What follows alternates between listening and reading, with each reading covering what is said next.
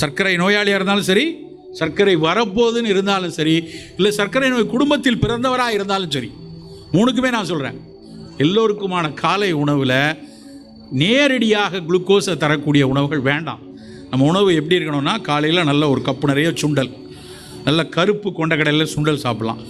இல்லை முட்டை எடுப்பீங்களா, நல்ல 2 முட்டை அதை வேக வச்சு எடுக்கலாம், இல்லை ஆம்லெட்டாக எடுத்துக்கலாம்.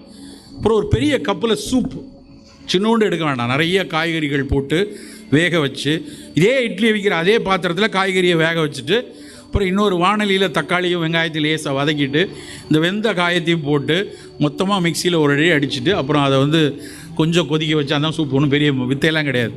பல பேர் சொல்லுவாங்க, சார் அதெல்லாம் சரி, இதெல்லாம் எப்படி சார் செய்கிறது? இட்லி செய்கிறத விட ஈஸியான விஷயந்தான்.